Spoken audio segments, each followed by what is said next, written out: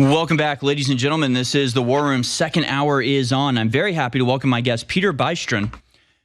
He's a member of the European Parliament for Germany's Alternative for Germany, AfD party, and part of the Europe of Sovereign Nations group. Born in Czechoslovakia in 1972, he immigrated to Germany in 1987 and later became a German citizen. He served as AfD's Bavarian state chairman from 2015 to 2017 and was Bundestag member from 2017 until his election to the European Parliament in 2024. In the European Parliament, he sits on the Committee of Foreign Affairs, Employment and Social Affairs, and Internal Market and Consumer Protection. He's known for his views on immigration, EU policies, foreign affairs, and criticism of certain past government measures. Thank you so much for joining us today, Mr. Bystron. Thank you for inviting me. It's a pleasure always to be here. Well, the pleasure is mine, and I have to say I'm very concerned about the way things are going in Europe as a whole, but Germany in particular. How do you see the current trajectory that Europe is on? What are your biggest concerns right now? Well, you are not the only one who is really concerned about the situation in Europe, and this is and every corner is burning. You know, we have politicians who are pushing us into war against Russia, which is really insane. We have infrastructure which is not working. We've got millions of migrants from Far East who are not compatible with our economy, society, and so on and so on. Just look at the latest happenings in Berlin. You know, this is incredible. This is a capital of Germany, and it was not able to repair the electricity for several days after an attack of the Antifa. Yeah, and I have the story here. I've only mentioned it on my show, so I'd like to get into the details of it. Berlin blackout horror, deadly Antifa terrorism plunges frigid German capital into darkness for days. That's the headline at Infowars.com. So yeah, when you talk about the infrastructure of Germany, I mean, it's being destroyed in every possible way, right? I mean, the regulations are destroying the infrastructure. Antifa is blowing up the infrastructure, and apparently the skills are missing to repair it in a rapid way. I mean, this was a crazy story. And yet it's been treated by the I read the article on Infowars, and I have to say compliments. It's an excellent article. It shows how really incredible the situation in Berlin is. Just imagine there was a sabotage attack done by the Antifa, and 100,000 people were withheld power, electricity for days, not for hours, but for 4 or 5 days. Yeah, there is at least one dead, maybe two. The reports are now in the stage of to be confirmed, but this is confirmed that the one person died because of cold. You know, at the same time, you know, the asylum seekers were evacuated by the authorities, but the regular citizens, they were told, oh, you can go to a hotel. We negotiated a special rate for you. You pay just $70 a night. You know, right. This is incredible. It is. It absolutely is. So, quoting from the article, citizens were casually told they could rent hotel rooms for 70 euros per night. At the same time, asylum seekers were evacuated from their housing within the first hours. Ordinary citizens received no assistance. No officials went door to door to inform residents, let alone provide food or hot soup. Only police patrols monitored neighborhoods and made loudspeaker announcements. And then this group, the Vulkangruppe, took credit for the attack, basically said, yeah, we killed somebody. That was us. What's been the response from the German government? Anything? Yeah. And before I come to this, I have to say one more thing. You know, there was for days, there was no electricity. And the first days, even the mobile phones did not work. Right. So the people, they had no access to the internet. They had no phones, no heating. And what did the stupid local government? They inform the people via internet. Right. You know, this is really insane how incompetent they are. And you say it, yeah. Antifa group called Vulkangruppe claimed responsible for this attack.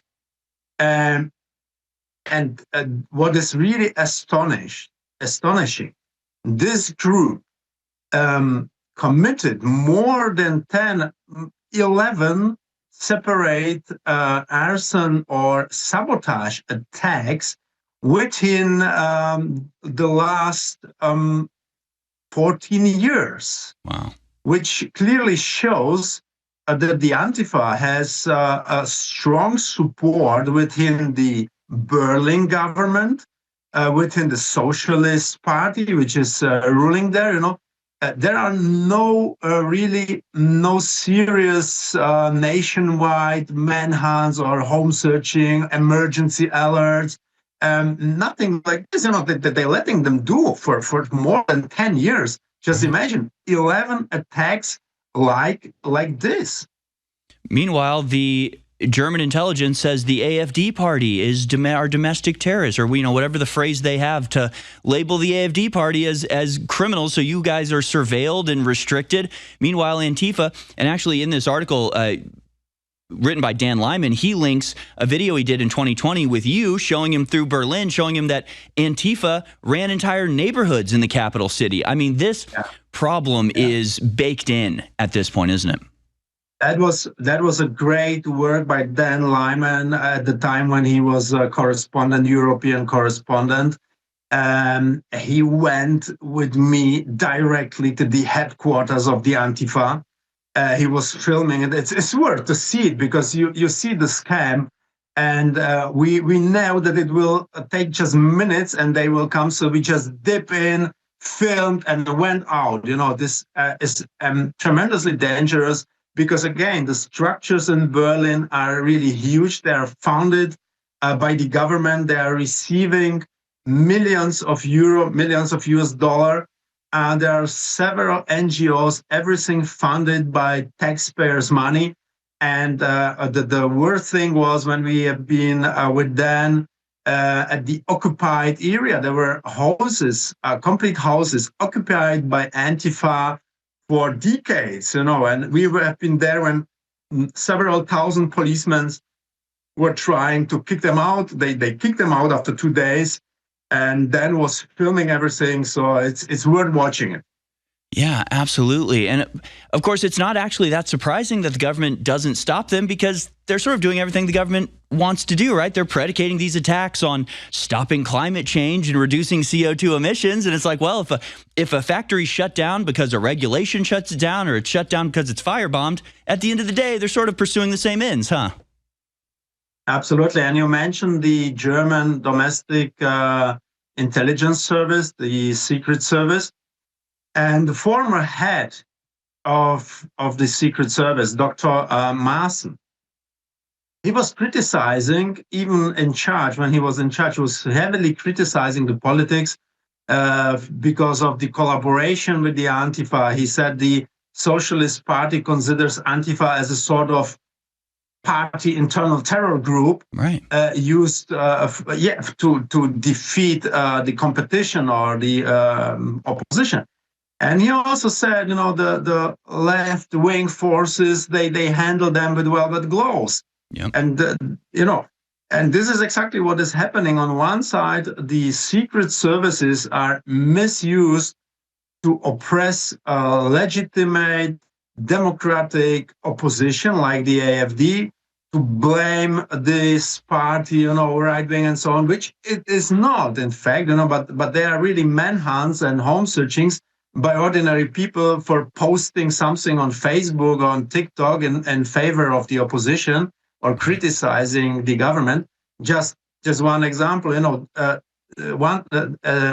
next day, tomorrow, there will be a trial in Bavaria against the editor-in-chief of a magazine who was publishing a meme, a really satirical meme, with the picture of the interior minister with a piece of paper in her hand saying, right, I hate the freedom of speech. And he got 7 months jail for this. So this is what the authorities are doing. And at the other hand, they are not prosecuting terrorist groups like Antifa, who are publicly claiming having done an attack on infrastructure of the capital city of Germany. They blowing up electricity works. Hundreds, thousands of people have no heating, no light, no electricity for days.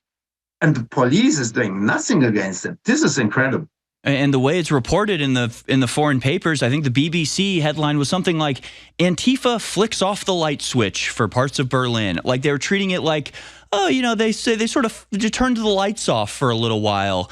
I mean, they're so downplaying it. So obviously this is a multifaceted operation, right? You've got the media downplaying it. You've got the politicians writing laws against it. You've got Antifa as the enforcement arm. I mean, this is brutal. How do you get out of this? I mean, how do you find a solution to this if you can't even discuss solutions to this? I mean, how do you deal with this situation? Well, we may not discuss, but we did. I proposed a total ban of Antifa as a terrorist organization at the party convention of the AfD in Bavaria. And this proposal passed with nearly 99%. So the whole AfD Bavaria stands behind it. It was, you know, we were inspired by Donald Trump in the United States. It was very close after my visit in Washington. I said, guys, so let's do it the same way like Trump in the US, just kick their asses and let's them forbid the Antifa as a terrorist organization. So we did. And this is just a question of time when we get to power and the moment we are in the government, those guys will be very soon in prison. Wouldn't that be nice? The terrorists going to prison. What a novel idea you have there, sir. I mean, it is. well, instead of ordinary citizens who posted something on Facebook, we will put the real criminals, the real terrorists in prison. What the deal, huh? That's clearly you're an extremist. I mean, these are extremist ideas you're putting. I mean, it's so insane. We played the video in the last segment where Ursula von der Leyen is up there going, in Russia, you get arrested for protesting while a protester is being arrested right in front of her. It's this type of stuff that, like, it is truly insane. It is completely nonsensical. I don't even know what how we get back from this. Obviously, you know, getting people like yourself into power would be a fantastic way to set things right, but they are doing everything they can to stop that from happening. Is it the parliamentary system that's so easily manipulatable? Because we've noticed that whether it's Germany or France or the UK, a lot of times the right wing really wins the election, but then the left wing and the center right form coalitions to keep them out. Same thing happens in Germany, right? How do you get past those types of roadblocks in parliament?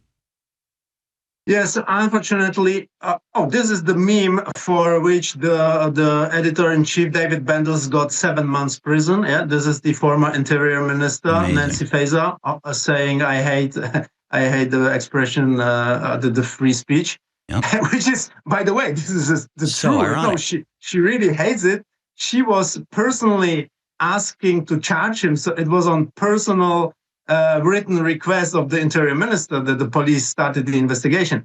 So it's not even wrong. The meme wasn't even inaccurate. It was an accurate expression of what she believes. It's crazy. Absolutely. Maybe this is the reason why he was prosecuted. Yeah, but really, in 2 days in the morning, Wednesday in the morning, there will be the trial. So watch it. You are heartily invited to report about this. Even the mainstream media said this is incredible. This is really crazy what is happening in Germany and in Europe. And you mentioned the democratic system, the violation of the democratic system. Yes, indeed, we have a heavy problem because of the erosion of democracy in Europe, in Germany as well. We have a framework which is quite good. The constitution is good, but it was tunneled from inside. You know, the parties who are on power, they're misusing institutions like police, justice, the whole justice system. They took under control the most mainstream media. So it's really a huge problem. And it's not about just about left against right. I would say now it's about the globalist parties against the populists. And just let me explain in one sentence the term populist. Populist comes from populus, from a Latin word, which means the people. And we have few movements or parties which are really doing what the people wants. They are the true populists. And this is Donald Trump in the US. He won the election because he is true politician who is for the people. And then we have all the other parties, and they are not just left, center, whatever. They don't care what they had been representing before. They just sticking to power, and they are promising the people before the election what they know that the people want to hear. Right. And after the election, they are doing completely the opposite.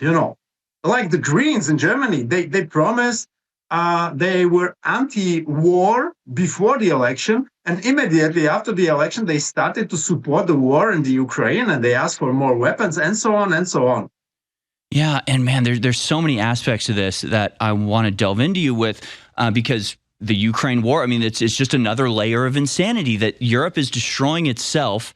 And then as, the people of Europe are struggling financially and just with everything, they want to send them to go die in some frozen field in Russia. I mean, it is truly the most wicked thing I've ever seen.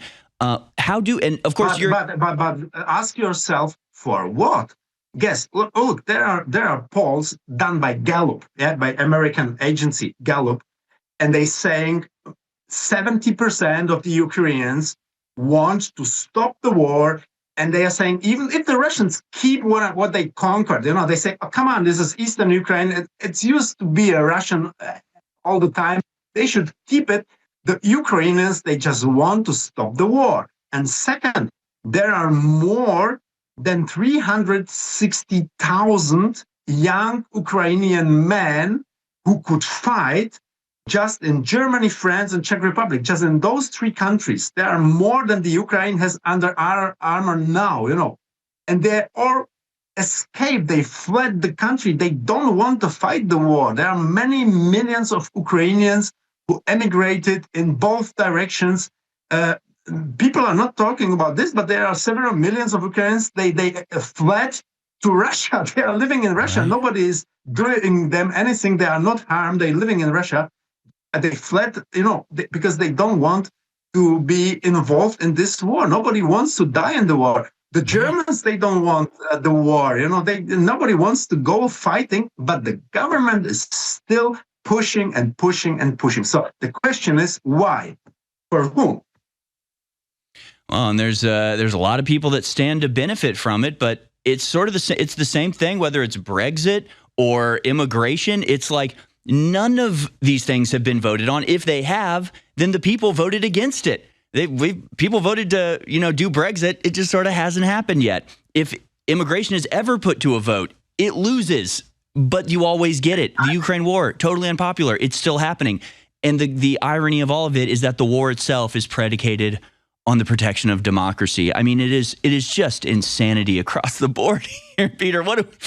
I just keep asking, what do we do? How do we get out of this? Is it about waking people up? It is about just getting, seizing those means of communication so we can get the truth out? Because as you point out, and free speech is not about memes. Memes are fun. Memes are fine. Free speech, part of it is you're allowed to hate or insult people, but really it's about censoring the truth, right? It's about stopping people from saying reality. In Germany, I know they are charging people just for filming the street and showing how many immigrants there are. Just filming reality can get you on hate speech lists now. So isn't that really what all the hate speech and all these speech restrictions are about, is really just limiting the people's ability to know the effects of the policies that are being inflicted on them? Of course. It's a simple censorship. It's just called with a different name. And we had the discussion in the European Parliament last time, in the last session, and there was a guy from Romania, and he was pushing for this law, which is going to be a real censorship in Europe. And I asked him, you remember, you grew up in Romania, so you remember the communist system. And I grew in the communism as well. I'm born in Czechoslovakia. You mentioned it in the beginning. And I said, look, I can remember that the communists, they were censoring Voice of America, Radio Free Europe, and all the Western media. They were censoring it, that they were disturbing the signal. But the Westerners, they didn't.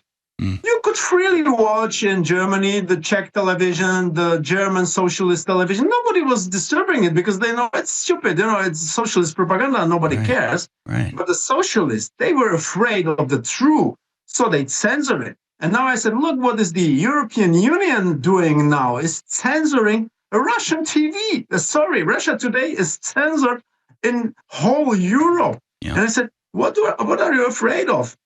And do you think it's right that the European Union now is behaving like the communists in the former time? They are censoring. Right. He had no answer on it. Well, how could you? I mean, it's pretty obvious. If you don't want people talking about what you're doing, it's because you're doing something bad. And if you're trying to, censor true information. But that's the thing, isn't it? That's one of the other reasons they want the war. That's why they want to, be fully involved in the war in Ukraine, because then you're not just censoring for hate speech, you're stopping enemy propaganda, right? And therefore, if you are now spreading information they don't want you to spread, it's not just that they, are offended, it's that you're acting with the enemy now. So really everything happening that's bad in Germany and Europe will only accelerate if they really kick off a full-fledged direct war with Russia. Unfortunately, this is already happening since 2 or 3 years. Everybody who was arguing against the war in Russia, against the German involvement in this war, was claimed a Russian spy and Russian propagandist and Putin's agent. It happened even to me. I've got 27 home searchings already in investigations, which claimed that I was bribed by Putin, and they found nothing. After 2 years, nearly 2 years, and 27 home searching, they found nothing, no money, no contract, no proof for this nonsense, of course, but they are still oppressing the people. They are blackmailing the people. It's really terrible. So we have circles which are really in war with Russia. This is the military complex, this is the whole NATO, the secret services. They see themselves in war with Russia. They are in a war with Russia. Yeah. This is not legitimate by any parliament, by nobody. This has no democratic legitimation, but they are behaving this way. And again, they are misusing the juridical system, the courts, the prosecutors for the oppression of the opposition. Yeah, any power they get, they turn to their own ends, regardless of the legitimacy. The stories on InfoWars. Meet the European official who's been raided 23 times by German police. This must be an old article. You've been raided 4 more times since the article was written, because you say now the count is at 27. Petr Bystron is my guest. He's a member of the European Parliament. We'll be back on the other side after this short commercial break. Don't go anywhere. Welcome back, ladies and gentlemen. This is The War Room, Infowars.com, band.video. I hope you can support us by going to thealexjonesstore.com. We have a brand new version of the trench knife available there, thealexjonesstore.com. I'm not going to show it to you yet because we have a member of European Parliament, and I don't know if looking at an image of a knife will get you arrested in Europe, so we're not going to show it. We're not going to show it. I'm kidding, of course, but I am very happy to be welcoming my guest, Petr Bystron. He can be followed on X at Petr Bystron AFD. That's PetrBystron AFD on X. He is a member of the European Parliament for Germany's Alternative for Germany. And let me just ask you, sir, during the break, I was just scrolling through Twitter, see if anything was breaking, and it looks like war with Iran may very much be on the table. The U.S. Embassy of Iran is telling American citizens to leave the country now. Donald Trump just put out a Truth Social saying effective immediately, any country doing business with the Islamic Republic of Iran will pay a tariff of 25%. Basically, every signal is looking like U.S. State Department issues security alert for Iran, urging Americans, if safe, to consider leaving by land via Armenia or Turkey. So again, a lot of signals being sent that some sort of major showdown with Iran is right around the corner, could be within hours. Mr. Bystron, do you have any comment on this, or what do you think about the heightening of temperatures in the Middle East these days? Well, sure. You're absolutely right. I think the situation in Iran is really critical. We have thousands and thousands of protesters against the mullah regime. So the free society doesn't want to be oppressed by this regime. This is quite obvious. This is not the first time. The Iranians, they tried uprisal already several times within the last years, the regime always pushed them down, they oppressed them. And I was a foreign policy speaker of my party, so I had contact to both sides, to the opposition's leader. I was even quoting the free Iranian people in my Bundestag speeches, and I addressed the members of the German parliament by what the Iranian wanted, to help them. But we had also contact with the Iranian officials, and they were always very self-confident, and they were confident that they can oppress the uprisers. Now, I think they are very, very nervous. Their reactions are very aggressive. They are shooting people to death. They are now switching off Starlink. They are trying to oppress any oppositional communication. They are forbidding even the doctors in the hospitals to give medical care to those people who are shot. So if you are delivered to the hospital with a wound that had been shot in the demonstration, the doctors are refusing to help you. They should report you to the police. It's really a very inhuman, very hard. What happened, what changed against the previous uprisals is the change on the geopolitical scale. I think this is a result of the negotiations between Donald Trump and Vladimir Putin in Alaska. And because they divided the zones of influence, and we can see that Russia is not backing Iran anymore. Right. And we saw also the overture for this. This was Venezuela. Trump cleaned up Maduro and with a very, very effective strike. And the second now is Iran, and that's the deal. Russia was given the zone of influence in the Ukraine, and now the US cleaned up in America, and I think they will support the people of Iran to get a free, democratic government. Interesting. So you think that the negotiations with Putin and Trump have led to this because there's been some sort of agreement that Russia will withdraw its support of the Iranian regime and allow it to be maybe overthrown and fully brought into the zone of influence. I had not heard that theory before. That's very interesting. Can you expand on that a little bit? It's not official, but I'm a political scientist, and I wrote a piece about this just 2 weeks before Venezuela, and it was published in the biggest Czech newspaper. And I said, look, if that was a part of the deal, the days of Maduro are over. And 2 weeks later, he was in New York in handcuffs.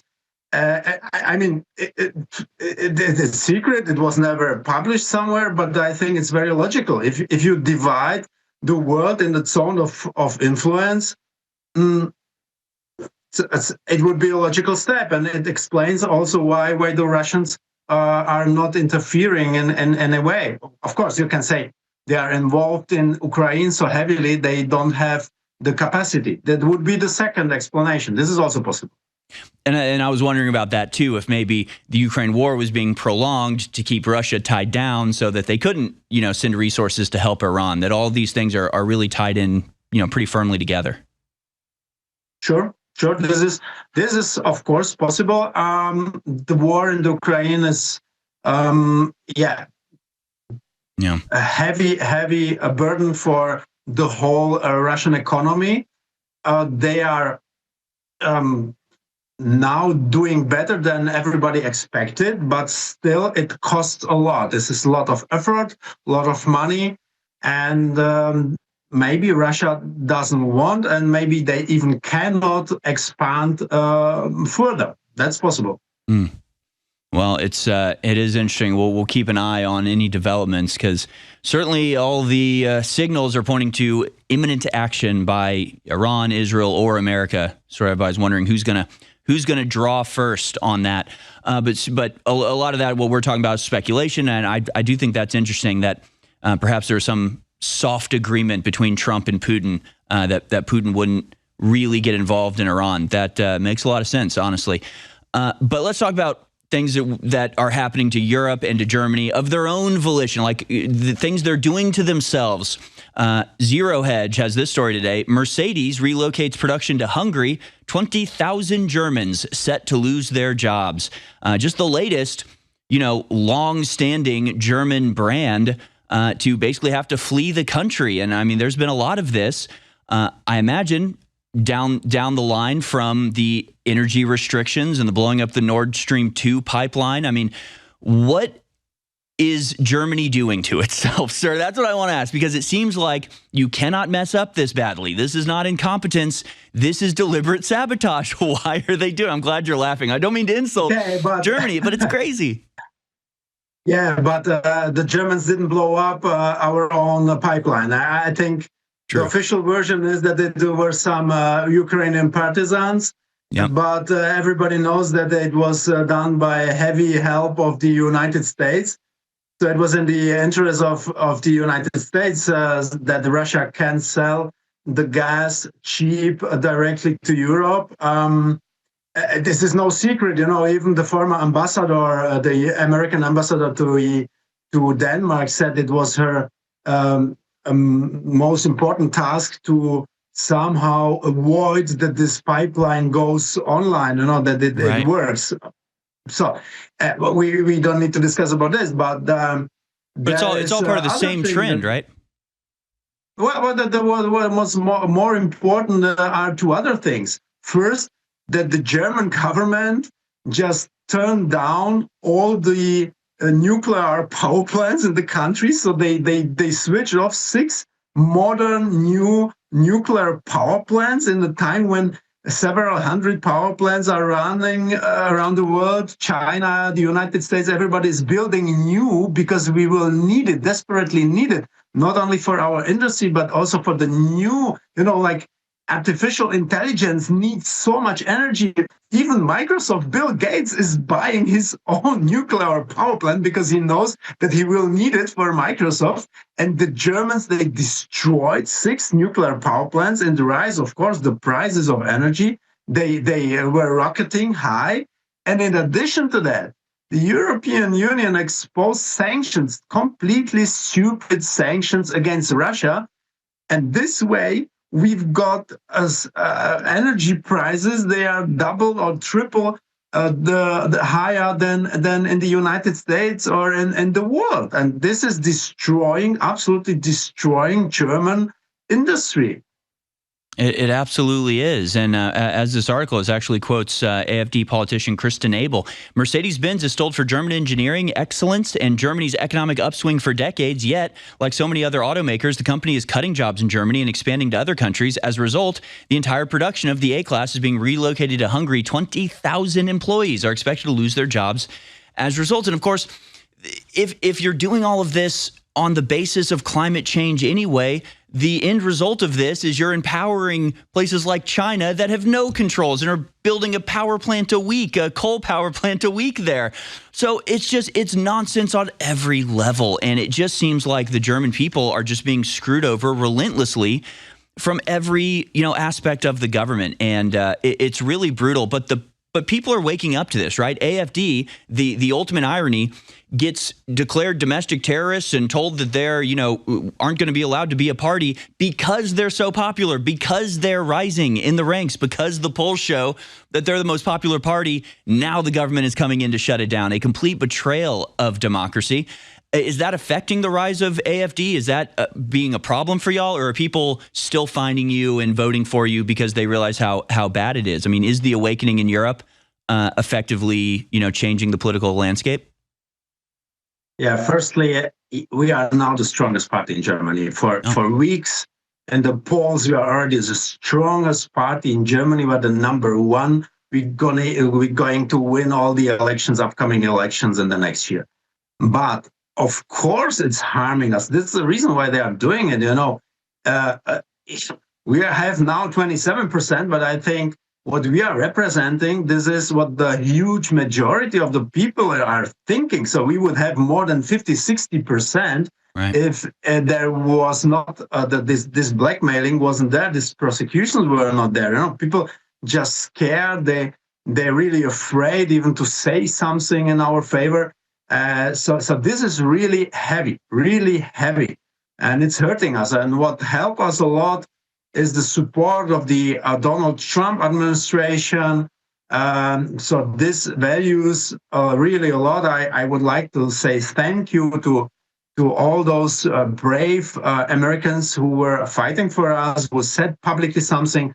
The last one was the health minister, Bobby Kennedy Jr. This is excellent work, and this is helping us to get our strength. It's opening the eyes of the people. They see, wow, this is they have a support from the United States. Obviously, they are not fascists. They are not right-wing extremists. You know, it's a democratic party, democratical, not Democrats, and this is going in the right direction. Well, I do. You know, we have our complaints about the Trump administration ourselves over here, but the speech from J.D. Vance, I think, has been one of the most, groundbreaking things the Trump administration did. It was early on last year, but J.D. Vance going and saying, what are you fighting for? Pointing out the hypocrisy of claiming to fight for democracy while you're not a democracy. I mean, I thought that was amazing, and I love what Trump is doing to try to bring or retain free speech there in Europe. But there's a problem, isn't it, that people still trust the system? You know, you're talking about back in the day when the Iron Curtain was down, the Soviet, they let the propaganda come over because nobody trusted it, right? And it's like, okay, if the Soviets are calling something bad, it's probably good. But people still have a trust in the German media landscape. So I guess political landscape. So when they're told AfD are dangerous, extremists, they're going to believe that because they haven't quite accepted the fact that we are in a Soviet level media landscape right now, where it should be assumed that when the government or the media doesn't like something, it's because they're actually good and fighting for you. But how are people still falling for these lies when their own eyes betray them? How do you go walk around downtown Frankfurt? You're surrounded by non-Germans, you're surrounded by foreigners speaking foreign languages, but it never clicks to them that this is like a deliberate plan? I mean, how do you get to the point where people can recognize that the media is lying to them? Is that possible? Yes, of course it is. And there are two different groups in Germany. There are the population, there is the population in Eastern Germany, which experience such lies, such propaganda in public media during the communist system. And they remember it very well. And this is the reason why the AfD is so strong in the states formerly being right. The German Democratic Republic. We have over 40% in some. We are 36, 40%. We are really the number one there. We will win the elections there. And they have the other part in the Western Germany who grow up in democracy and believing that the television is saying the truth, which was in former time it was like this, and they can't believe that the system turned into something really bad. And right. This is mostly the old generation. Those people 60 plus. They are still watching the old TV. They believing it, and we have, but there is hope. There are more and more people, especially young people, who already are watching, independent, free media, who are getting their informations through the internet, and they are more and more waking up. We are the strongest party also within the young target group, within the first voters who are 18 years old. They going the first time to the elections, so they are voting for the AfD. So this is the hope for the future. The young people are not believing the mainstream media, and the old people they dying away. So it will be. There is also a biological solution for the problem. Yeah, well, it's funny because what you're saying is absolutely true, and It's the reason that they're trying to censor social media, right? Because young people are getting their news there. They're getting around the mainstream media. Exactly. This is all the reason for the oppression. You mentioned it already. It's they have no arguments against us. They know that we are saying the truth. We have the facts on our side, and so they cannot argue against us. You know, at the beginning they always said, come on, we should let the populists invite them to discussions, and then we will destroy them because they are just saying some populist phrases, and we have the facts. But they stopped it very, very fast because they were losing in any discussions. So they turn around and they are now trying just to forbid us. You know, they fearing any discussions. They avoiding any competition. You know, they just trying to blackmail. No, not trying. They are blackmailing us and are trying to forbid us, because this is the only way for them how to avoid they losing the elections against us. Yeah, 100%. The story, reclaimthenet.org from yesterday. German premier calls out social media censorship calls for social media censorship sparks outcry. This was the CDU Prime Minister of Schleswig-Holstein, pardon my pronunciation, publicly urged tighter state regulation of media outlets and social networks, declaring that some platforms are opponents and enemies of democracy. They love invoking that word, no matter how inaccurate their usage is. And they're predicating this on protecting democracy. They also mentioned, protecting minors from disinformation and sexual assault. In the UK, it was, we have to stop minors from learning about how to commit suicide. In Australia, it's anti-Semitism. They have all these different excuses, right? But really, it's all about, as you pointed out, stopping the political opposition from these things being imposed. Again, do you think any of these things are valid? Like, what do you think about the excuses that they use? Like saying, oh, we have to stop minors from, seeing sexual material. Obviously, that's not the real reason, right? Sorry, the expression, but it's a complete bullshit. Yeah, I agree. The communists were also claiming, they were saying, oh, we are protecting the democracy. And what democracy? Why do you need censorship? We have free speech. Everybody may say everything he wants to. There are already existing laws if you are offending somebody and so on. So we have really good laws, but you don't need additional laws forbidding people to say something. And you did a good example, because they saying that for protection of minors, that they pushing for a law which is called Digital Services Act in the whole European Union. And this Digital Services Act would enable the government to read everything you have on your mobile phone. Yep. To read everything you write on your mobile phone, or your pictures, your videos, really everything. And it doesn't mean when you send it to somebody via WhatsApp or Telegram or something. No, before. So they would be scanning the whole private phones, even not the communication between the people, but what you have in your phone. Right. And they are saying, this is because of the protection of the minors, we are fighting the pornography and so on and so on. So this is a complete lie. In a way, it's almost just a different spot on the spectrum towards Iran. I mean, they're not, Europe's not at the point that they're, blasting Starlink satellites out of space yet, but obviously it's incrementalism, and you're getting to the point that you can look at Iran and be enraged at all the censorship and oppression that goes on there. But Europe is well on its way. I mean, it's headed down that track. I have a couple stories specifically in the UK. They seem to be leading the charge on a lot of this. But UK orders Ofcom to enforce encryption backdoors. This is what you're talking about, how even things that are encrypted, they actually have to get access to it before it's encrypted. So backdoors basically on every device that's used. UK expands Online Safety Act to mandate preemptive scanning of digital communications. That's what you're talking about, preemptive scanning. A major expansion of the UK's Online Safety Act, which is just a national version of the DSA, which is applied across the whole continent, has taken effect, legally obliging digital platforms to deploy surveillance-style systems that scan, detect, and block user content before it can be seen. I mean, that is Orwellian, sir.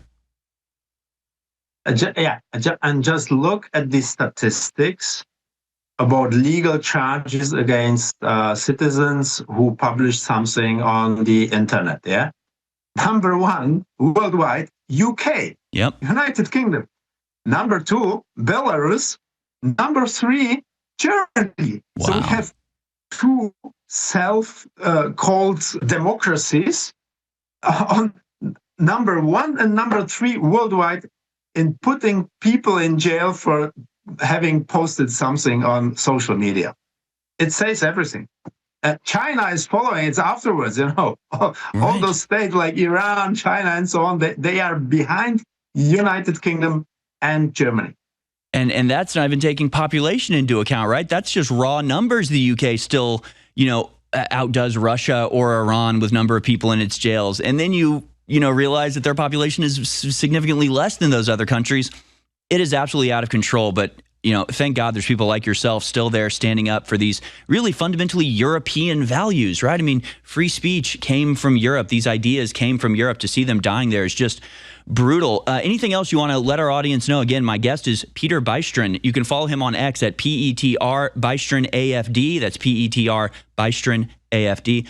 Final thoughts, sir, for our American audience. We thank you for coming on. This has been fantastic. Thank you very much. It's always a pleasure. And thank you for your work. It's really valuable. This is important. You are the voice of America of nowadays. And thank you to War Room, the whole team, and everybody who is watching it. God bless you. Well, thank you very much. God bless you as well. And, as bad as things are here in America, it is absolutely that much worse in Europe. And I feel like we have an obligation as the last sort of standing bastion of free speech. We have to export this to America, to Europe. We have to actually go back to what the Statue of Liberty originally meant, which wasn't welcome people in. It was shining the light of liberty out. That's what we want to do. We want to shine that light of liberty across the Atlantic into Europe. Our cousins over there being absolutely brutalized by the dictatorships masquerading as a democracy. Thanks so much for joining us, Petr Bystron. We'll be back on the other side. Rex Jones is joining us. Stay tuned, folks. Go to thealexjonesstore.com to support us. All the great guests, all of the work that we do. We really are pursuing 1776 worldwide. Wake up now, because this is your last chance, folks. More on the other side. Stay with us. Don't go anywhere. thealexjonesstore.com is how you support us. We need funds. We're fighting the globalists at point blank range. And they got a receivership hearing with Judge Guerrero Gamble that ran the Texas show trial next week to send the sheriffs here. I get it could be within days next Wednesday to shut us down. And I'm sure we'll get lots of funds then once we're shut down. Be like, oh God, he really did need help. Oh yeah. We have been battling and barely surviving. They've turned the internet off here before. They had a fake sale to Bloomberg's front group. Remember all that? And it was because we didn't give up and the crew didn't give up. When I told the crew, no, we're going to beat this, don't go, and I stayed here and slept here a couple times, that we're still here. And because you bought the products, we had enough money for lawyers to go battle it and beat it. Everybody listening needs to get off the fence, get off the bench, get up at the plate, and needs to go become a VIP. $30 a month, see it as a donation. You get $40 each month to spend in the store, sales on top of everything, special deals, special offers just to you. It's insane. And then if you really just want to support and you don't want methylene blue or turmeric, you're crazy if you don't, or Ultimate Life Force, the best cardiovascular spike protein detox, everybody should be taking it. And it's the best. Ultimate Life Force is the best cardiovascular, heart health, spike protein detoxer. Every man, woman, and child should take at least one regimen of it, see how you feel. It does dramatic things. We have the strongest turmeric. You should get it. And I got a lot of news to cover. I won't sit here and beat a dead horse, but the news we get out is so powerful, and it's that less than 1% of people that buy stuff at thealexjonesstore.com that make all this possible. And this fight is your fight. They want us off the air because they want to shut down focal points of organizations that hold the Trump administration's feet to the fire and warn Trump and warn his advisors and have a big effect and big pull, as the administrations have said and as the Democrats have said. They've come after Trump, they've sued Trump, they've had their operatives in there, and they see our stuff everywhere. Step into the zone of history and understand that you are the key, you are the variable, you are the Paul Revere's, you are the resistance. And this dog don't hunt without you.